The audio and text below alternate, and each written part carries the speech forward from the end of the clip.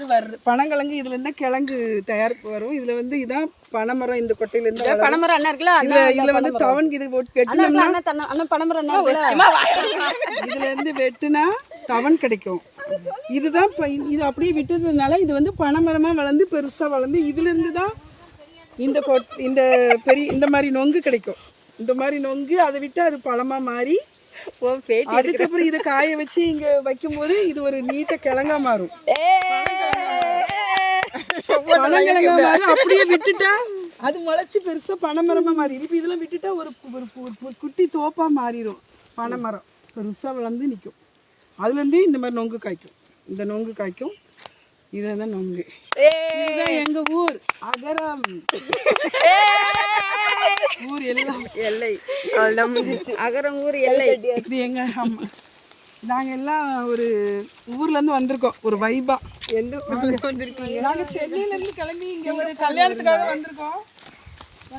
வந்திருக்கோம். எங்க பெரியப்பா மகனோட பொண்ணுக்கு கல்யாணம். எங்க அண்ணன் பொண்ணுக்கு கல்யாணம். அப்படி சொல்லுங்க. அண்ணன் பொண்ணுக்கு கல்யாணம் சொல்லிட்டு அதனால நாங்க சென்னையில இருந்து வந்திருக்கோம். சென்னையில இருந்து வந்து பறிச்சுட்டாங்க. இதுதான் எங்க அண்ணனோட மாங்காய் மரம். பாருங்க எவ்வளவு அழகா இருக்கு. இது வந்து இங்க வந்து புளிய மரம். இதுதான் இருக்க புளியையும் எல்லாத்தையும் மொத்தமா பறிச்சுட்டாங்க. இங்க கூட புளியங்காய் கிடக்குது. பாருங்க நான் காட்டுறேன். புளியங்காய் பாருங்க. இது பாருங்க. ஏய் வா அவ்வளோங்க புளியங்காய் மரம். இதோ புளி காய்ச்சி கிடக்குது. அதோ பாரு புளி அந்த அதோட தோடு உறிஞ்சி அந்த பாருங்க அந்த புளி வந்து தன்னால் தெரியுதுல. இதில் அவ்வளோ டேஸ்டான ஒரு புளிய மரம். நிறைய இதில் வந்து புளியெல்லாம் நாங்கள் பறித்து கிலோவா வீட்டுக்கு யூஸ் பண்ணுவோம். இப்போ எல்லாமே வந்து சீசன் முடிஞ்சிருச்சு.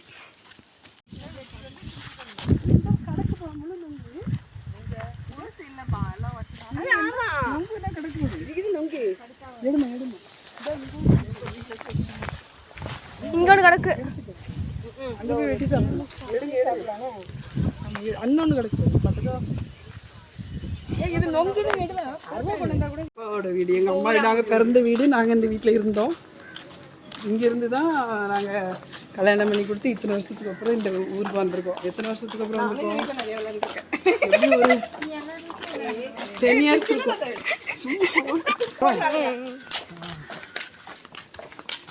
இது வந்து அந்த ஆற்றுலலாம் வந்து அவங்க தான் அங்கே குளிப்பாங்களாம். அங்கே ஒரு கோயில் இருக்குல்ல, அந்த கோயில் வந்து சித்தர்கள் உருவாக்கினது. அதுக்கு சித்தாருன்னு பேர் வச்சுருக்காங்க. அந்த ஆறை தான் இப்போ நம்ம பார்க்க போகிறோம்.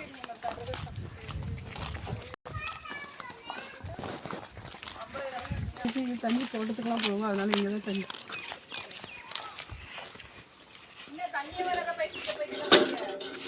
தண்ணி வருது. இந்த தண்ணி தான் இந்த தோட்டத்துக்குலாம் போகுது.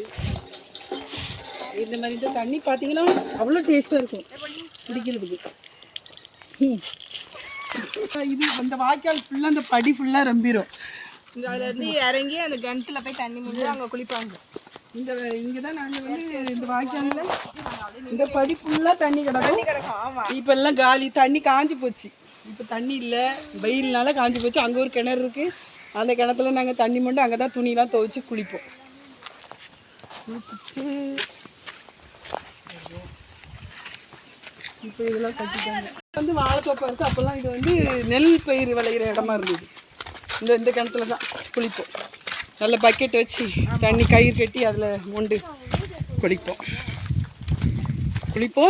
இங்கேயும் சித்தாருன்னு இருக்குது. அங்கேயும் போய் குளிப்போம். காலையில் 5 மணிக்கெல்லாம் எழுந்துச்சி இந்த வழியாக நடந்து போய் இருட்டோடு போயிட்டு குளிச்சுட்டு வீட்டுக்கு கரெக்டாக வந்துடுவோம். 5 மணிக்கெலாம் வீட்டில் இருக்கணும். இருட்டுறதுக்குள்ள என்ன பண்ணுவாங்க இல்லை எப்படி தெரியுமா, 5 மணிக்கெலாம் போயிட்டு குளிச்சுட்டு ஆம்பளைங்க எல்லாம் வர்றதுக்குள்ளே எல்லா பட்டப்பள்ளையிலும் போய் குளிப்போம். குளிச்சுட்டு வீட்டுக்கு வருவோம். அந்த ஆற்றுக்கு தான் நம்ம போகிறோம். அவங்க எப்பவுமே தூக்கி இந்த இது வந்து ஒரு சித்தாருன்னு சொல்லுவாங்க. இதுக்கு பேர் சித்தாறு. இந்த ஆறுல அந்த காலத்துல சித்தர்கள் வந்து இந்த இடத்துலலாம் குளிப்பாங்களா. அதனால இதுக்கு பேர் சித்தாருன்னு பேர் வச்சாங்க. இப்போ இதெல்லாம் தண்ணி இல்லாமல் இந்த மாதிரி காஞ்சி கிடக்குது. இந்த கோயில் வந்து அந்த சித்தர்கள் உருவாக்குன அந்த கோயில் தான். அவங்களாம் வந்து இதில் குளிப்பாங்களாம். இப்போ எதுவுமே தண்ணி இல்லை. எல்லாம் மாறி போச்சு. இயற்கை சூழலே மாறி இப்போ இந்த மாதிரி காஞ்சி போய் கிடக்குது எல்லாம். அந்த சைடெல்லாம் வந்து இந்த இடத்தெல்லாம் பொற்கை பாண்டியன்னு சொல்லுவாங்க. அந்த பாண்டியன் ஆண்ட இடம், இந்த இடம்லாம் அவனுடைய இதுதான். அந்த இடத்துலலாம் விவசாயம் பண்ணும்போது பொற்காசு, இந்த காசுலாம் அந்த காலத்தில் அந்த காலத்து அந்த மன்னர்கள் இது பண்ண அந்த அவங்க கையில் அவங்க வச்சு எடுப்பாங்கப்பா அந்த காசு. முன்ன காலத்து நாணயங்கள். அப்போ இதில் இங்கே வந்து வணிக வியாபாரம்லாம் நடந்துருக்கு. இது சித்தர்கள்லாம் இந்த ஆறில் குளித்தாங்கன்னா அப்போ மன்னர்களும் குளிச்சிருக்காங்கல்ல.